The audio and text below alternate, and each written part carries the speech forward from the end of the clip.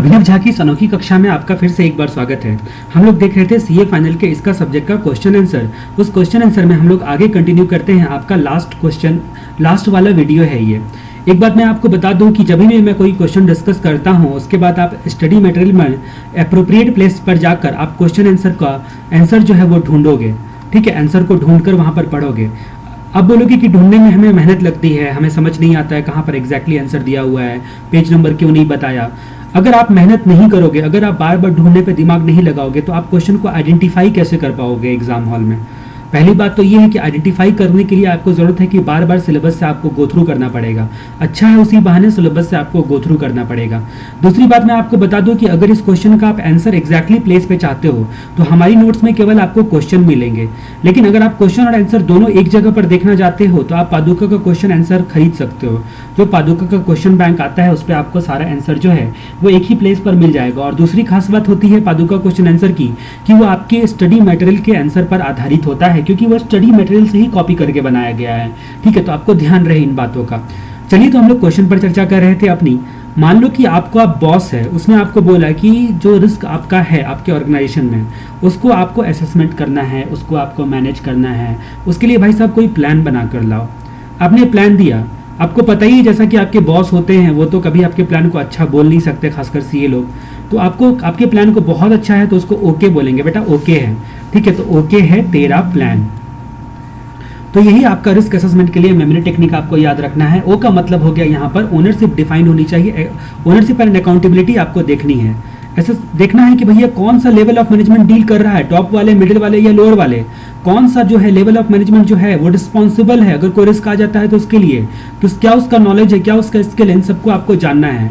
किस तरह की टेक्नोलॉजी आप यूज कर रहे हो, क्या टेक्नोलॉजी के हिसाब से आपका कोई रिस्क है या नहीं है, टेक्नोलॉजी के अकॉर्डिंग क्या आपका रिस्क है या टेक्नोलॉजी से अलग आपका रिस्क है। मतलब कंट्रोल आपका प्रॉपर है कि नहीं, इसको जानने के लिए के यानी कि काइंड ऑफ टेक्नोलॉजी रिस्क, जो टेक्नोलॉजी है उससे रिलेटेड क्या क्या रिस्क हो सकते हैं। उसके बाद 13 टी का मतलब क्या हो गया, टॉलरेंस प्रोफाइल। जैसा कि हमने देखा था पिछले वीडियो में कि टॉलरेंस प्रोफाइल बनाया जाता है रिस्क के आधार पर, उसके इंपैक्ट के आधार पर, आपके क्रिटिकल जो है टास्क है उसके आधार पे। तो टॉलरेंस लिमिट जो भैया इस टास्क में पावर फेलियर हम बिल्कुल बर्दाश्त नहीं करेंगे। ठीक है, कंप्यूटर का डाउन टाइम हम कुछ हद तक बर्दाश्त कर सकते हैं। तो ये सब आपका टॉलरेंस प्रोफाइल कहलाता है। तो वो टॉलरेंस प्रोफाइल देखना है कि किस आधार पर बनाया गया है, क्या लॉजिक है उसका, उसको रिव्यू करना है। अगर कोई रिस्क आया है पास्ट में तो पास्ट एक्सपीरियंस से आपको देखना है कि रूट कॉज क्या था, कारण क्या था रिस्क का आने का, रूट कॉज क्या था उसको जानना जरूरी है, उसको रिव्यू करना है। उसके बाद टी हो गया, आर हो गया। ए का मतलब असेसमेंट, जो मैनेजमेंट वाले रिस्क को असेसमेंट करते हैं तो उनकी मेथोडोलॉजी क्या होती है, क्या वो सही मेथोडोलॉजी से जाते हैं या फिर नहीं जाते हैं। और लास्ट वाला हो गया आपका प्लान। प्लान का मतलब यहाँ पर क्या हो गया, रिस्क मैनेजमेंट के लिए जो एक्शन प्लान होता है यानी कि काउंटर मेजर प्लान जो होता है, काउंटर मेजर प्लान बनाना ये आपका आता है, काउंटर मेजर प्लान बनाना आता है। ठीक है, अब हम लोग बात करते हैं इंटरनल कंट्रोल के रिस्पेक्ट में। इंटरनल कंट्रोल जैसे ही आता है आपको NEA-02 याद आनी चाहिए। जैसा कि हम लोगों ने कोविड-5 प्रोसेस रेफरेंस मॉडल में इंटरनल जो देखा था, कोविड-5 प्रोसेस रेफरेंस मॉडल में गवर्नेंस प्रोसेस और मैनेजमेंट प्रोसेस। मैनेजमेंट प्रोसेस में मैंने आपको अप्पू की कहानी सुनाई थी कि अप्पू 22 से DSS पढ़ता है मियाँ, तो उसमें मैंने आपको बताया था कि MEA-02 जो होता है मॉनिटर, इवैल्यूएट एंड असेसमेंट करना, मॉनिटर, इवैल्यूएट एंड असेस 02 ये आपका इंटरनल कंट्रोल के रिस्पेक्ट में दिया गया है। किस चीज के रिस्पेक्ट में दिया गया है, तो इंटरनल कंट्रोल के रिस्पेक्ट में दिया गया है। अगर आपसे पूछा जाए की management practices for assessing and evaluating system of internal control, तो की मैनेजमेंट प्रैक्टिसेस में क्या आएगा। तो हम लोग बात कर रहे थे की मैनेजमेंट प्रैक्टिसेस के बारे में। तो की मैनेजमेंट प्रैक्टिसेस जहां पर आता है तो आपको याद आना चाहिए आपका पहला क्वेश्चन मैंने आपको क्या बोला था, aligning IT strategy with enterprise strategy, जिसमें था सीपीटी से लेकर फाइनल तक का सफर। दूसरा क्वेश्चन आपका क्या था कि क्या बिजनेस वैल्यू डिराइव होती है आईटी के यूज से। इस बात को जानने के लिए क्या की मैनेजमेंट प्रैक्टिसेस होगा, जिसमें हम लोगों ने देखा था EDM, इवैल्यूएट, डायरेक्ट और मॉनिटर वैल्यू ऑप्टिमाइजेशन को। उसके बाद देखा था कि की मैनेजमेंट प्रैक्टिसेस क्या होगा रिस्क मैनेजमेंट को इंप्लीमेंट करने के लिए, तो जिसमें हम लोगों ने कहानी देखी थी सीए मर्द की कहानी देखी थी। उसके बाद एक और आता है की मैनेजमेंट प्रैक्टिसेस इंश्योर करने के लिए कंप्लायंस विद एक्सटर्नल रिक्वायरमेंट, जिसमें देखा था एक्सटर्नल रिक्वायरमेंट पूरा करने के लिए जब भी आप जाते हो सब्जी भाजी लाने के लिए घर से बाहर तो आप कोको कोला पीते हो तो CO, ठीक है, CO, ठीक है, ये की मैनेजमेंट प्रैक्टिसेस था। और उसके बाद लास्ट वाला की मैनेजमेंट प्रैक्टिसेस, यही आपका क्वेश्चन है, डिस्कस की management practices for assessing and evaluating system of internal control in an enterprise. किसी भी एंटरप्राइज में सिस्टम ऑफ इंटरनल कंट्रोल को आप क्या करना चाहते हो, असेसमेंट करना चाहते हो और क्या करना चाहते हो, इवैल्यूएट करना करना चाहते हो, किस चीज को, इंटरनल कंट्रोल को। पिछले क्वेश्चन में क्या था, सैंपल एरिया रिव्यू और एसेस रिव्यू करना चाहते हो, असेसमेंट एंड मैनेजमेंट रिस्क को, ठीक है, तो उसके बारे में था।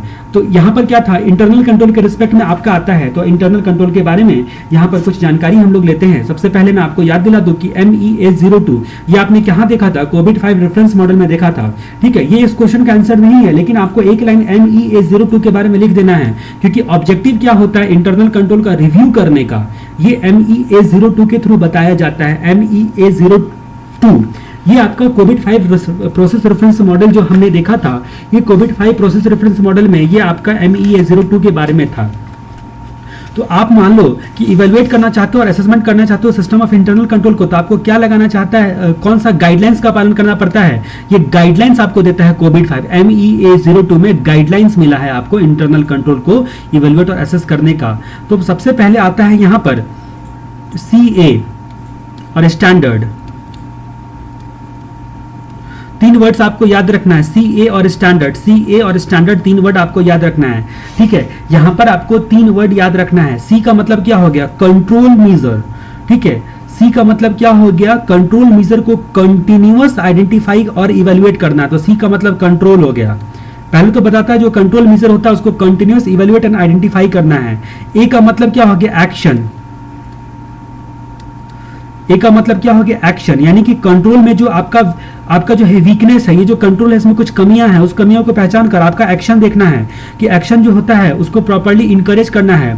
और उसके बाद स्टैंडर्ड, परफेक्ट स्टैंडर्ड बनाना है इंटरनल कंट्रोल के रिस्पेक्ट में, और परफेक्ट स्टैंडर्ड बनाना है मतलब आपका प्री डिफाइंड स्टैंडर्ड के हिसाब से आपके लिए जो स्टैंडर्ड जरूरत है, जिस लेवल पर आप अपना इंटरनल कंट्रोल मैनेज करना चाहते हो। तो कंट्रोल, एक्शन और स्टैंडर्ड, ये तीन वर्ड आपको याद रखना है। MEA02 आते के साथ इंटरनल कंट्रोल के संदर्भ में तीन वर्ड याद रखना है, मतलब कंटिन्यूअस मॉनिटर इवेल्युएट करना है कंट्रोल इन्वायरमेंट को, जिस हिसाब से आप जिस वातावरण में आप काम कर रहे हो, ठीक है, उसका जो है एश्योरेंस रिव्यू कैसे कैसे किया जाता है, इंटरनल कंट्रोल पर मेन आपको फोकस करना है। दूसरा आपको एक्शन के बारे में देखना है, जो आपने डिफिशियंसी या फिर इनएफिशिएंसी है अगर आपके कंट्रोल में, तो उसको आप इंप्रूव करने का क्या क्या एक्शन लेते हो और कैसे कैसे एक्शन लेते हो उसके बारे में। और स्टैंडर्ड मतलब कि जो भी आपका स्टैंडर्ड जो होता है प्लान, ऑर्गेनाइज और मेंटेन करने का इंटरनल कंट्रोल को, वो आपका एश्योरेंस एक्टिविटीज जो होता है वो सारी के रिस्पेक्ट में स्टैंडर्ड होता है, वो प्रॉपर होना चाहिए। अब हम लोग बात करते हैं हमारे मेन क्वेश्चन की ओर। की management practices for assessing and evaluating system of internal control, की management practices for evaluating and assessing system of internal control, इसके बारे में देखते हैं। ये लड़की है, मान लो ये लड़की आपकी फ्रेंड है, इसका नाम आप कुछ भी रख सकते हो, मान लो इसका नाम दिया है, ठीक है। अभी ये दिया ने MBA किया है, इसने MBA क्यों किया है, क्योंकि वो MBA करके बाई बनना चाहती है, ठीक है। ये हाईटेक बाई बनना चाहती है, झाड़ू पोछा लगाने का काम करना चाहती है। लेकिन इसको MBA करने के बाद बाई का क्या स्कोप है, कहाँ कहाँ स्कोप है, ये जानना चाहती है वो। तो क्या करके वो बाई का स्कोप ढूंढ रही है, MBA करके बाई का स्कोप ढूंढ रही है। तो यहाँ पर क्या हम लोग देखेंगे, अगर मान लो कि यूपी बिहार सब की बात करते हो, नॉर्थ इंडिया की बात करते हो, तो बाई को एक और नाम से पुकारा जाता है, बाई को दाई के नाम से भी पुकारा जाता है, दाई माँ, ठीक है। फिल्मों में भी आपने देखा होगा कि दाई माँ बोलते हैं, ठीक है, तो दाई बोलते हैं बिहार यूपी वाले इनको, ठीक है। तो अब हम लोग बात करते हैं कि ये जो लड़की है वो MBA की हुई है, तो इसको की मैनेजमेंट प्रैक्टिसेस करना है, इसको की मैनेजमेंट प्रैक्टिसेस करना है इंटरनल कंट्रोल को इवेल्युएट और असेसमेंट करने का, ठीक है। लोग घर में कैसे रहते हैं, साफ सफाई से रहते हैं कि नहीं रहते हैं, इस बात को उसको जानना है। तो यहाँ पर हम लोग MBA की चर्चा करते हैं। तो M का मतलब क्या हो गया, मॉनिटर इंटरनल कंट्रोल। सबसे पहले आपका की मैनेजमेंट प्रैक्टिसेस क्या है, इवेल्युएट करने के लिए सबसे पहले भैया मॉनिटर करो इंटरनल कंट्रोल को, ठीक है। उसके बाद बिजनेस प्रोसेस में जो कंट्रोल ठीक ठाक लगा है कि नहीं लगा है, उस बात को इवेल्युएट करो। चलिए हम लोग यहाँ पर मॉनिटर इंटरनल कंट्रोल के बारे में थोड़ा और मैं आपको बता देता हूँ, ठीक है। अगर मान लो कि इंटरनल कंट्रोल का आप मॉनिटर करते हो, तो आपको उसमें कमियां नजर आएगी, जो वीकनेस नजर आएगा। तो वीकनेस का क्या क्या जो होता है इंप्रूव कर सकते हैं, ये तरीके भी यहाँ पर ढूंढने हैं। उसके बाद बिजनेस प्रोसेस कंट्रोल के इफेक्टिवनेस को रिव्यू करना है, बिजनेस प्रोसेस पर जो भी कंट्रोल लगा है उसको टेस्ट करना है, उसकी कमियों को नोट डाउन करना है, ठीक है, ताकि इंप्रूव कर पाओ। उसके बाद MBA का मतलब सेल्फ असेसमेंट, यहाँ पर कंट्रोल सेल्फ असेसमेंट जो है वो परफॉर्म करना है, कंट्रोल सेल्फ असेसमेंट को परफॉर्म करना है, ठीक है। यानी कि प्रोसेस ओनर को इनकरेज करना है, हर एक बिजनेस प्रोसेस के जो ओनर होंगे, ठीक है, जो रिस्पॉन्सिबल पर्सन होंगे, उसको इनकरेज करना है कि भैया आप जो है कंट्रोल जो है वो लगाओ। तो ये है कि नहीं है, इस बात को इवेल्युएट करना है। तो मॉनिटर, ठीक है, इंटरनल कंट्रोल, बिजनेस प्रोसेस को आपका क्या बोलते हैं, रिव्यू करना, और उसके बाद असेसमेंट करना, सेल्फ असेसमेंट को प्रमोट करने के लिए ये एक मैकेनिज्म है कि नहीं इनके पास, इस बात को इवेल्युएट करना है। उसके बाद DAI, डी का मतलब डिफिशियंसी, आइडेंटिफाई एंड रिपोर्ट करना है कंट्रोल की कमियों को, ठीक है, प्रॉपर स्टेक होल्डर को, प्रॉपर मैनेजमेंट को डिफिशियंसी को रिपोर्ट करना, आइडेंटिफाई एंड रिपोर्ट करना है। ए का मतलब क्या हो गया, एश्योरेंस प्रोवाइडर, जितने भी ऑडिटर वगैरह सब एश्योरेंस प्रोवाइडर लोग हैं, ठीक है, वो क्वालिफाइड होनी चाहिए और इंडिपेंडेंट होने चाहिए, ठीक है, क्वालिफाइड एंड इंडिपेंडेंट होनी चाहिए, ठीक है, जो भी आपका जो आपने true and fair view report दे पाए इसकी वजह से। उसके बाद DAI, डी, उसके बाद ए, और आई का मतलब इनिशिएटिव हो गया, इनिशिएटिव हो गया। तो इसने एक नया तरीका, नया बिजनेस का इनिशिएट किया है, दाई के बिजनेस का। तो प्लान एश्योरेंस, स्कोप एश्योरेंस और execute assurance. Plan assurance, scope assurance और लास्ट वाला है execute assurance initiative. Assurance initiative, plan, scope and execute, plan, scope and execute, ठीक है। तो इस तरह से जो है आप याद रख सकते हो की management practices for assessing and evaluating internal control. अब हमारा अगला क्वेश्चन क्या आता है, अगला क्वेश्चन आता है आपको कुछ चीजों का मतलब कोविड-5 बेस्ट प्रैक्टिसेस जो होता है, ठीक है, उसमें आपका एक्सटर्नल कंप्लायंस के रिस्पेक्ट में, ठीक है, आपको इंश्योर विथ एक्सटर्नल कंप्लायंस, ठीक है, जो कि आपके रिलेवेंट के लिए, आपके जो है ऑर्गेनाइजेशन के लिए रिलेवेंट है। एक्सटर्नल कंप्लायंस जब आता है, जैसे आपका इंटरनल कंट्रोल आया था तो आपको क्या याद आना चाहिए, MEA02 इंटरनल कंट्रोल पे याद आया था। वैसे ही आपको MEA03 जो कोविड-5 प्रोसेस रेफरेंस मॉडल का क्या है, कोविड-5 प्रोसेस रेफरेंस मॉडल का आपका क्या बोलते हैं, मैनेजमेंट मॉडल है, ठीक है, ठीक है। तो यहाँ पर हम लोगों ने कहानी में क्या देखी थी, अपू बाई से DSS पढ़ता है मियाँ, MEA03। तो ये एक्सटर्नल कंप्लायंस के रिस्पेक्ट में है। और दूसरा एक्सटर्नल कंप्लायंस के रिस्पेक्ट में मैंने आपको क्या बताया था कि मैनेजमेंट प्रैक्टिसेस, मतलब आप जब भी बाहर जाते हो तो क्या पीते हो, कोका कोला पीते हो, तो कोको की मैनेजमेंट प्रैक्टिसेस क्या था, कोको, ठीक है। तो अब हम लोग यहाँ पर कुछ बातें जानते हैं। तो यहाँ पर आता है कोविड-5 प्रोवाइड्स वेरियस मैनेजमेंट प्रैक्टिसेस, ठीक है। कोविड-5 क्या करता है, बहुत सारे मैनेजमेंट प्रैक्टिसेस प्रोवाइड करता है। क्यों प्रोवाइड करता है, इंश्योर करने के लिए compliance with external requirement, compliance with external requirement as relevant to enterprise, ठीक है। इस बात को, इस प्रैक्टिसेस को, जो कोविड-5 का ये प्रैक्टिस है, इसको एक्सप्लेन करना है आपको, ठीक है। तो ये कोविड-5 क्या प्रोवाइड करता है, मैनेजमेंट प्रैक्टिसेस प्रोवाइड करता है उसके बारे में। तो जैसे ही आपका कोविड-5 आए और एक्सटर्नल कंप्लायंस आए, ध्यान रहे कोविड-5 आते के साथ एक्सटर्नल कंप्लायंस आए, ठीक है, तो उस वक्त में आपको दो बातें तो पक्का से पक्का याद आनी चाहिए, ठीक है। अगर की मैनेजमेंट प्रैक्टिसेस है तो कोको, ठीक है, लेकिन अगर मान लो कि यहाँ पर कोविड-5 और एक्सटर्नल कंप्लायंस है तो MEA03 याद आना चाहिए। तो कोविड-5 प्रोसेस रेफरेंस मॉडल में MEA03 देखा था, ठीक है, MEA03 देखा था, मतलब monitor, evaluate and assessment, monitor, evaluate and assessment, ठीक है। उसमें एक्सटर्नल कंप्लायंस के रिव्यू करने का तरीका बताया गया था, ठीक है। ये करीब 6 बातों को इंश्योर करता है, ठीक है, ये करीब 6 बातों को इंश्योर करता है। ध्यान रहे, यहाँ पर किसी मेमोरी टेक्निक की जरूरत नहीं है, आपको समझना है, ठीक है।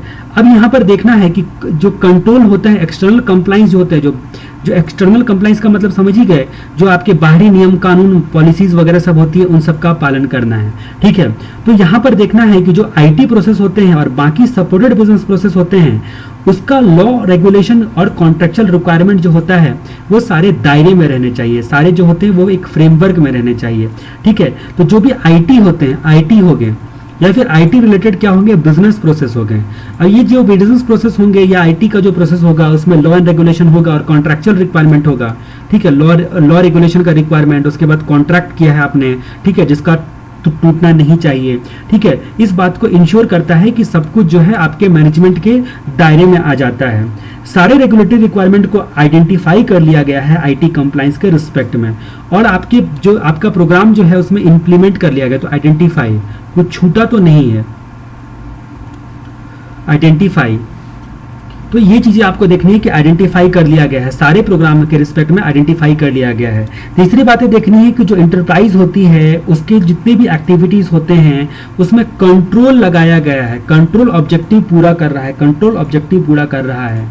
उसके बाद चौथी बात, जब भी कोविड-5 आती है तो मैंने आपको क्या बताया था कि RACI चार्ट को आप लिख सकते हो। RACI चार्ट का मतलब क्या हो गया, रिस्पॉन्सिबिलिटी, अकाउंटेबिलिटी, रिस्पॉन्सिबिलिटी, अकाउंटेबिलिटी, अगर प्रॉब्लम आ जाए तो किससे कंसल्ट करोगे, कंसल्टेशन, रिस्पॉन्सिबिलिटी, अकाउंटेबिलिटी, कंसल्टेशन, और उसके बाद इंफॉर्मेशन। इसके जो ये चार्ट के थ्रू सबकी रोल एंड रिस्पॉन्सिबिलिटी ऑर्गेनाइजेशन में डिफाइंड होनी चाहिए। पांचवी बात, ये आपको जो है कोविड MEA 03 क्या बोलता है कि जो GEIT का गवर्नेंस एक्टिविटी है, गवर्नेंस एंड इंटरप्राइज IT का जो गवर्नेंस एक्टिविटीज है, ठीक है, उसको आपके क्या बोलते हैं कोविड-5 के डोमेन में आपने फोकस किया है, कवर किया है, ठीक है। तो ये कवर करने के लिए बोलता है MEA 03 बोलता है कि GEIT को भी साथ में लेकर चलो, जहां भी जा रहे हो GEIT को भी साथ में लेकर चलो। छठी बात की हॉलिस्टिक मैनर में इंटरप्राइज के end to end risk manage हो रहा है, इस बात को इंश्योर करता है। हॉलिस्टिक मैनर में रिस्क मैनेज हो रहा है, इस बात को इंश्योर करता है, ठीक है। तो यहाँ पर हम लोगों ने कई सारी चीजें देखी, जो कि आपने देखा सबसे पहले कि IT और बिजनेस प्रोसेस के रिस्पेक्ट में law and regulation, contractual requirement, उसके बाद सारे एरिया को आइडेंटिफाई कर लिया गया है, कंट्रोल ऑब्जेक्टिव जो है वो पूरा हो रहा है, RACI चार्ट से सबके रोल एंड रिस्पॉन्सिबिलिटी डिफाइन है, GEIT को भी इन्वॉल्व किया गया है एक्सटर्नल कंप्लाइंस के प्रोग्राम में, और एंड टू एंड इंटरप्राइज जो होता है रिस्क मैनेजमेंट को पूरे हॉलिस्टिक मैनर में कवर करता है। उसके बाद हम लोग बात करते हैं की management practices of IT compliance under COVID. COVID में जैसे ही आपका की मैनेजमेंट प्रैक्टिसेस आएगा तो मैं तब से आपको बोल रहा हूँ कोको, ठीक है। तो ये सारी चीजें आपको याद होनी चाहिए, आपको मेहनत करना पड़ेगा, ठीक है, आपको ध्यान देना पड़ेगा कि कहाँ पर क्या आता है, नहीं तो एग्जाम में आती हुई चीजें लोग गलती करके आ जाते हैं, उनको एग्जैक्टली वो जगह याद नहीं आती है कि जिस जगह पे ये हमारा जो है वो हमारा मेमोरी टेक्निक कौन सा फिट होगा, ठीक है। अगर समझा गया रहता है, केवल सिर्फ समझ के गए हो, याद नहीं किए हो, तब तो और दिक्कत आती है। तब तो अंदाजा से बना के पॉइंट लिखते हो, और बना के पॉइंट लिखने पे इंस्टीट्यूट आपकी मार्क्स देती नहीं है, आपको पता है कि स्टडी मेटेरियल के अकॉर्डिंग पॉइंट होना चाहिए।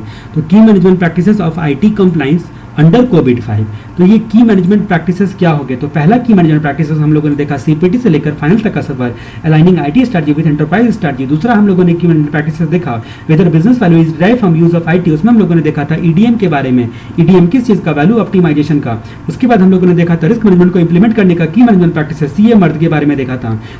उसके बाद हम लोगों ने देखा था कि to ensure with IT compliance external requirement जो कोको, ये वाला आपका जो है वो कोको, और लास्ट वाला हम लोगों ने एक और देखा था इंटरनल कंट्रोल के रिस्पेक्ट में। तो ये जो कोको है यहीं पर है की मैनेजमेंट प्रैक्टिसेस IT कंप्लाइंस, ठीक है। तो की मैनेजमेंट प्रैक्टिसेस IT कंप्लाइंस वाला कोको। तो आपको ध्यान देना है कि जब भी आप बाहर जाते हो तो आप कोको कोला पीते हो, तो इसके रिस्पेक्ट में। तो C का मतलब क्या हो गया, C का मतलब हो गया आपका कोई बड़ी चीज नहीं है, C का मतलब यहाँ पर हो गया कंटिन्यूअस आइडेंटिफाई करना है क्या क्या लॉ एंड रेगुलेशन का रिक्वायरमेंट है IT के रिस्पेक्ट में, आइडेंटिफाई, वो भी कंटिन्यूअस, जैसे कि आपके साबिन ऑक्सिलरी एक्ट हो गए, उसके बाद कारो हो गया, फिर आपका जो है कई प्रकार के स्टैंडर्ड होते हैं, टेक्निकल स्टैंडर्ड हो गए, कंपनी लॉ हो गया, IT एक्ट हो गया, कौन कौन सा लॉ एंड रेगुलेटरी रिक्वायरमेंट है, ठीक है। फिर जैसे कि मान लो कि आप प्रोडक्शन मैन्युफैक्चरिंग में है तो आपका एक्साइज हो गया, उसमें भी कुछ बातें मान लो बताई गई है कि इलेक्ट्रॉनिक फॉर्म में आप मेंटेन कर सकते हो, ठीक है। वो सारी चीज़ों को कंटिन्यूस आइडेंटिफाई करना है। O का मतलब क्या हो गया, ऑप्टिमाइज करना है एक्सटर्नल रिक्वायरमेंट के रिस्पेक्ट में रिस्पॉन्स, ऑप्टिमाइज एक्सटर्नल रिक्वायरमेंट के जो आपका रिस्पॉन्स होगा उसको ऑप्टिमाइज करना है, ठीक है, ऑप्टिमाइज करना है, ध्यान रहे ऑप्टिमाइज करना है। एक्सटर्नल रिक्वायरमेंट जो होता है IT से रिलेटेड, उसमें रिस्पॉन्स को ऑप्टिमाइज करना है, ठीक है। उसके बाद कंफर्म करना है, C का मतलब कंफर्म,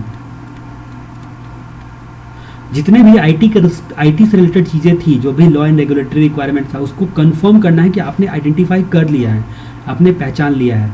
और लास्ट वाला आता है आपका O का मतलब क्या हो गया कि आपका जो क्या बोलते हैं कोको, ठीक है। आपको यहाँ पर O का मतलब हो गया ऑब्जेक्ट के हिसाब से, मतलब कंट्रोल का जो एश्योरेंस देने वाले हैं, ठीक है, उन्होंने क्या किया है, उनका रिपोर्ट देखा गया और करेक्टिव एक्शन लिया गया है, ठीक है। तो कोका, सॉरी यहाँ पर A ही आप लिखो, जो एश्योरेंस प्रोवाइडर होते हैं, एश्योरेंस प्रोवाइडर, अभी वो भी चेक करेंगे, ऑडिटर भी चेक करते हैं आपके आके जो आपने कंप्लाइंस का पालन किया है कि नहीं किया है। तो उससे जो करेक्टिव चीज़ें जो होती हैं उन्होंने जो ढूंढ के दिया है आपको, उसको आपने जो है आइडेंटिफाई कर लिया है, उसको आपने पहचान लिया है, बहुत अच्छे तरीके से उसको आपने पहचान लिया। तो इस तरह से आपको याद रखना है की management practices of IT compliance under COVID में IT कंप्लाइंस को। तो C का मतलब क्या हो गया कि आपका कंटिन्यूअस लगातार आइडेंटिफाई करना है। उसके बाद रिस्क मैनेजमेंट का जो आपका कंप्लाइंस का IT कंप्लाइंस जो होता है उसके रिस्पॉन्स को ऑप्टिमाइज करना है, ताकि एक ही साथ में बहुत सारी चीजें आप लेके चल सको। एक ही साथ में क्या लेके चल सको, बहुत सारी चीजें लेके चल सको, जिसका पालन जो है कानूनी तरीके से जिसका पालन हो सके, ठीक है। तो ये बातें कुछ आपने जानी। ठीक है। एश्योरेंस प्रोवाइडर ए, यहाँ पर कोका ही कर लो, ज़्यादा बेटर है, यहाँ मेमोरी टेक्निक से भी बैठ गया। ठीक है, अब हम लोग बात करते हैं discuss some of sample matrix for review of the process, reviewing the process of evaluating and assessing compliance with external law and regulatory regulations and IT compliance with internal policies। ठीक है, अब यहाँ पर की मैट्रिक्स की बात वापस से आती है। ठीक है, तो सैंपल मैट्रिक्स किस चीज़ को रिव्यू करना है आपको? इंटरनल और एक्सटर्नल कंप्लाइंस को रिव्यू करना है, इंटरनल और एक्सटर्नल कंप्लाइंस को रिव्यू करना है। यहाँ पर क्या था? की मैनेजमेंट प्रैक्टिसेस IT कंप्लाइंस को रिव्यू करने के लिए यहाँ पर की मैट्रिक्स, तो यहाँ पर कुछ सैंपल मैट्रिक्स आपको बताने हैं। ठीक है, तो की मैट्रिक्स IT कंप्लाइंस प्रोसेस का असेसमेंट करने के लिए, IT कंप्लाइंस जो प्रोसेस है उसका असेसमेंट करने के लिए क्या क्या आधार लिया जाएगा, क्या क्या बेस लिया जाएगा। तो इसको दो प्रकार से आधार लिया जा सकता है, एक एक्सटर्नल लेवल के कंप्लाइंस को और दूसरा इंटरनल पॉलिसी एंड प्रोसीजर के कंप्लाइंस को। ठीक है, तो यहाँ पर जो आपका एप्लीकेबल लोकल और इंटरनेशनल लॉ है उसका पालन को यहाँ पर ध्यान देना है। यहाँ पर तीन बातें आपको ध्यान देनी है। ठीक है, एक ऑब्जर्व, दूसरा नॉन कंप्लाइंस और तीसरा कवरेज। ऑब्जर्व, नॉन कंप्लाइंस और तीसरा कवरेज।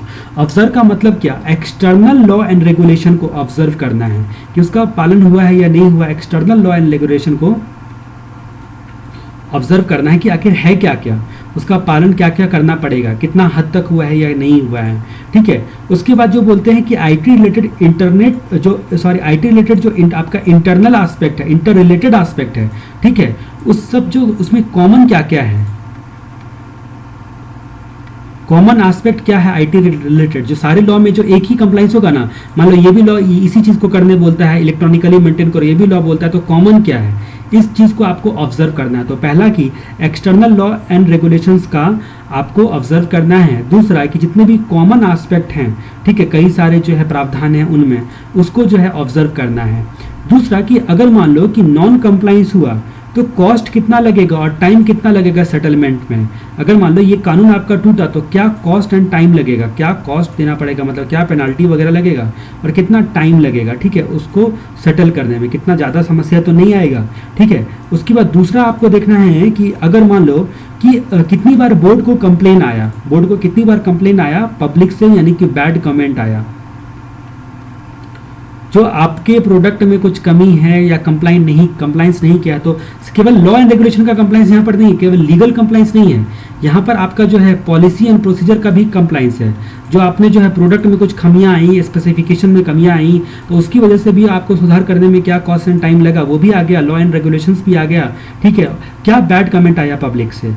उसके बाद जो कॉन्ट्रैक्ट का वायोलेशन, जो आपने कॉन्ट्रैक्ट टूटा या कॉन्ट्रैक्ट टूटेगा, ठीक है, तो उससे रिलेटेड जो आपका इम्पैक्ट क्या क्या पड़ेगा, क्या क्या भुगतान करना पड़ जाएगा आपको, ये सारी चीज़ों को आपको एक्सटर्नल में आ गया। तो ऑब्जर्व करना है आपको एक्सटर्नल लॉ एंड रेगुलेशंस को, या फिर कॉन्ट्रैक्चुअल जो एग्रीमेंट वगैरह सब होता है या कस्टमर के साथ रिलेशन होता है उसको। दूसरा IT रिलेटेड जो आपका कॉमन एस्पेक्ट होता है उसको। उसके बाद non compliance cost and settlement के टाइम के टर्म में। ठीक है, बैड कमेंट्स पब्लिक से क्या क्या सुनने मिले अब तक बोर्ड को। ठीक है, उसके बाद कॉन्ट्रैक्ट वायोलेशन से रिलेटेड जो इश्यूज होते हैं वो सारी चीज़ें। और उसके बाद कवरेज किस चीज़ का, इंटरप्राइज में कंप्लाइंस असेसमेंट प्रोसीजर में क्या क्या, मतलब किस हद तक कवरेज है, मतलब नेचर, टाइमिंग और एक्सटेंट, वो आपको देखना है कवरेज। तो क्या क्या चीज़ें जो कवरेज है, ये सारी चीज़ें देखनी है। ये सैंपल मैट्रिक्स हो गया, मतलब ये आधार हो गया एक्सटर्नल को देखने का। ठीक है, एक्सटर्नल को देखने का ये क्या हो गया, आपका आधार हो गया। थोड़ा कठिन आपको लग रहा होगा कि थोड़ा चैप्टर नंबर 1 एक अलग तरीके का चैप्टर है, वो थोड़ा कठिन भी है और थोड़ा इसमें ज़्यादा समझने की, बहुत ही ज़्यादा दिमाग लगाने की चीज़ नहीं है। मतलब आपको ये सब ध्यान रखना पड़ेगा, ऑब्जर्व करना पड़ेगा कि ऑब्जर्वेशन आपको ज़्यादा काम आएगा इस चैप्टर में, कि कहाँ पर आपको क्या लिखना है। और ये चैप्टर करीब करीब 10 नंबर का कवर करता है, तो ये आपके लिए एग्जाम पॉइंट ऑफ व्यू से रिलेवेंट हो जाता है। अब हम लोग इंटरनल पॉलिसी एंड प्रोसीजर के बारे में देखते हैं। ठीक है, इंटरनल, तो यहाँ पर सबसे पहले देखना है सैंपल मैट्रिक्स में क्या क्या है, नंबर देखना है कि कितने नंबर ऑफ इंसिडेंट हुए हैं पॉलिसी के नॉन कंप्लाइंस में। नॉन कंप्लाइंस के जो आपके इवेंट है कितनी बार हुआ है कि जो आपका internal policy procedure method standard का पालन नहीं किया गया है। ठीक है, कितने परसेंटेज ऑफ स्टेक होल्डर लोग हैं जो कि पॉलिसी को समझते हैं, stakeholder who understand the policy. कितने परसेंटेज ऑफ स्टेक होल्डर जो हैं वो पॉलिसी को समझते हैं। तीसरी बात, जो वर्क स्टैंडर्ड और प्रैक्टिसेस जो होता है वो कितने परसेंटेज पॉलिसीज को सपोर्ट कर रहा है, वर्क स्टैंडर्ड। जो आपका वर्क करने का तरीका है वो पॉलिसी को कितने % सपोर्ट कर रहा है, और कितने फ्रीक्वेंसी पर पॉलिसी को रिव्यू एंड अपडेट किया जाता है, पॉलिसी को रिव्यू एंड अपडेट कितने फ्रीक्वेंसी पर किया जाता है। तो आपका जो है कितने नंबर ऑफ इंसिडेंट हुए हैं पॉलिसी के नॉन कंप्लायंस के, कितने स्टेक होल्डर लोग एक्चुअली पॉलिसी को समझते हैं, ठीक है, क्या वर्क स्टैंडर्ड और प्रैक्टिसेस है, कितने % पॉलिसी को सपोर्ट करता है वो वर्क स्टैंडर्ड प्रैक्टिसेस, कितने फ्रीक्वेंसी पर पॉलिसी को रिव्यू और अपडेट किया जा रहा है, कितने फ्रीक्वेंसी पर पॉलिसी को रिव्यू एंड अपडेट किया जा रहा है।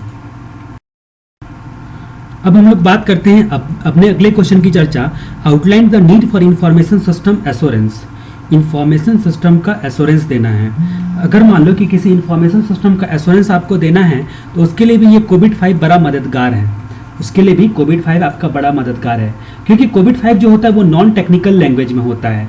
इसलिए अगर आप IT एक्सपर्ट नहीं भी हो तभी भी जो है वो आप एश्योरेंस रिपोर्ट दे सकते हो, इंफॉर्मेशन सिस्टम पर रिपोर्ट दे सकते हो। COVID-5 को देख के एक्सपर्ट होने की जरूरत आपको नहीं है। जो भी GRC से रिलेटेड, जो गवर्नेंस रिस्क एंड कंप्लाइंस से रिलेटेड एस्पेक्ट जो होते हैं, ठीक है, कंप्लाइंस रिक्वायरमेंट होते हैं, वो एक ही प्लेटफॉर्म पर, एक ही प्लेस पर मिल जाता है। जो भी GRC से रिलेटेड एस्पेक्ट होते हैं ये COVID-5 की वजह से तो ऑडिट आसानी से वेरीफाई कर पाता है। ये COVID-5 अम्ब्रेला फ्रेमवर्क की तरह होता है जो कई सारे अदर स्टैंडर्ड का आपको एश्योरेंस बेनिफिट जो है एक साथ में ही प्रोवाइड कर देता है। तो हम लोग जहाँ तक बात कर रहे थे कि हमारे मुख्य क्वेश्चन की, यहाँ पर आपका मुख्य क्वेश्चन क्या बोलता है, यहाँ पर मुख्य क्वेश्चन बोलता है कि outline the need for information system assurance.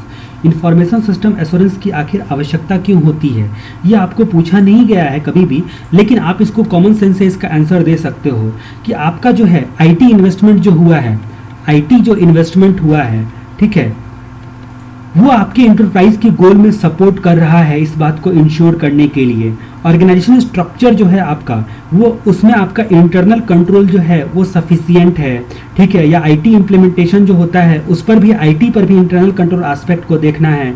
इस बात को इंश्योर करता है इंफॉर्मेशन सिस्टम एश्योरेंस, ठीक है। उसके बाद जो एश्योरेंस और यहाँ पर जो ऑडिटर देता है वो बिजनेस प्रोसेस को ठीक तरीके से समझ पाता है, IT के स्ट्रक्चर को जो है ठीक तरीके से समझ कर उस पर रिपोर्ट दे पाता है, जिसके कारण क्या होता है कि आपका जो है इंटरनल कंट्रोल में जो भी वीकनेस होती है वो सारी चीज़ें आपको पता चल जाती है।